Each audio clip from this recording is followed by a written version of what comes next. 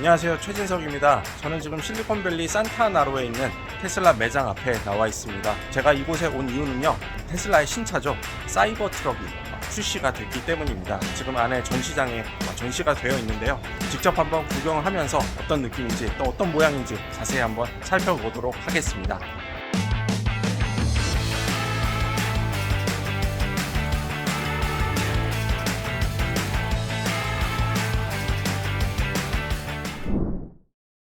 네, 지난달 30일 사이버 트럭이 출시된 후 관련 뉴스가 매일 나오고 있습니다. 사이버 트럭을 직접 구경하러 테슬라 전시장을 찾아오는 사람들도 크게 늘어난 것을 확인할 수 있었는데요. 사이버 트럭은 2019년 시제품을 공개한 후 4년 만에 나왔습니다. 초기 소비자 반응은 뜨겁습니다.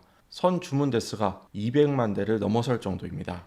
디자인과 차체 소재 등 기존 자동차 시장의 언어를 탈피했고, 차량을 홍보할 때 총알이 차체를 뚫지 못하는 영상, 그리고 사이버 트럭이 포르쉐 911 한 대를 견인하면서 같은 차량과 경주에 이기는 영상 등으로 큰 반향을 일으켰습니다. 때문에 사이버 트럭이 테슬라의 전체적인 성장세를 견인할 것이라는 전망도 나옵니다. 그런데 현지 언론 보도 내용을 보면 오랜 기다림 끝에 공개된 사이버 트럭의 세부적인 내용이 다소 실망스럽다는 반응도 적지 않습니다. 일단 가장 저렴한 기본형 사양인 후륜 구동 모델의 시작 가격이 6990달러, 우리 돈 8천만 원으로 4년 전에 예고한 4만 달러보다 50% 비싸졌습니다. 게다가 이 모델은 2025년에야 실제 판매가 가능합니다. 내년부터 인도받을 수 있는 4륜 구동 트림과 최고급 모델인 사이버 비스트의 시작 가격은 각각 8만 달러와 10만 달러, 1억 원에서 1억 3천만 원 선입니다. 사이버 트럭의 최대 주행거리도 340마일, 한국 기준 547km로 4년 전에 내세웠던 500마일,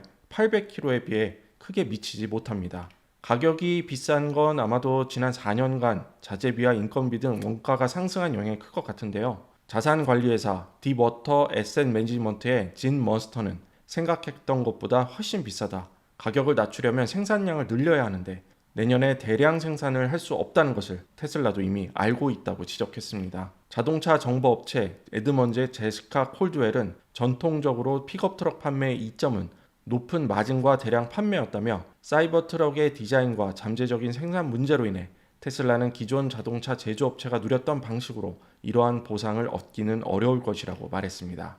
머스크는 이번에 사이버 트럭을 출시하면서 첫 구매자 12명에게 차량을 인도하는 행사를 가졌습니다. 이 행사에서 사이버 트럭이 기존에 보지 못한 특별한 차라는 점을 강조했는데요. 머스크는 전문가들이 절대 만들어지지 않을 거라고 말했던, 만들기 불가능해 보였던 제품이 세상에 나오는 것은 매우 드문 일이라며 사이버 트럭은 도로의 풍경을 바꿀 것이라고 말했습니다. 이번 행사에서 사이버 트럭을 처음 건네받은 소셜미디어 레딧의 공동 창업자 알렉시스 오헤니어는 이 차를 주행한 경험을 자신의 소셜미디어 계정에 올렸습니다. 그는 첫 느낌이 부드럽고 모델 X처럼 잘 달린다. 크지만 다루기 힘들지 않다고 말했습니다. 그러면서 이 차가 최고로 미래지향적인 느낌이라고 평가했습니다.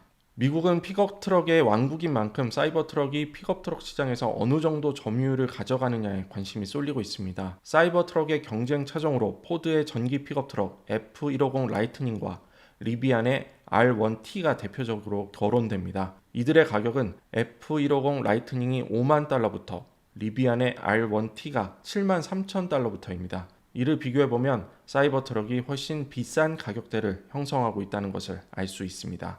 출력은 사이버 트럭이 600마력부터 최대 845마력입니다. 최고급 모델인 사이버 비스트가 845마력이라고 하네요. 포드 150 라이트닝은 452마력부터 580마력, 리비안의 R1T는 553마력부터인데요. 4개의 전기 모터로 835마력의 출력을 내는 모델도 있습니다. 주행거리의 경우 사이버 트럭은 340마일 정도인데요. 카고베드에 추가 배터리 팩을 장착하면 440에서 470마일까지 늘어난다고 합니다. 리비안도 328마일에서 410마일까지 달릴 수 있습니다. 포드는 주행거리 면에서 최대 320마일로 다른 차종에 비해 조금 짧습니다. 이렇게 보면 사이버 트럭이 리비안의 제원보다 우수하도록 세팅이 됐다고 볼 수 있습니다. 크기와 공차 중량 등 겉보기엔 사이버 트럭이 다른 차종보다 훨씬 무겁고 클 것 같지만 그렇지는 않습니다. 무게는 오히려 사이버 트럭이 6600에서 6800파운드로 가장 가볍고요. 크기는 몇 인치 정도의 차이를 보여 비슷비슷합니다. 사이버 트럭의 실제 주행 성능과 주행 거리, 실용성, 메인터넌스 등이 소비자들로부터 어떤 평가를 받느냐에 따라 사이버트럭의 성패가 갈릴 것으로 보입니다. 다만 일론 머스크와 테슬라 특유의 팬덤 현상을 고려하면 전기 픽업 트럭을 사려는 사람들 중 적지 않은 이들이 사이버트럭 구매를 고려할 것 같습니다.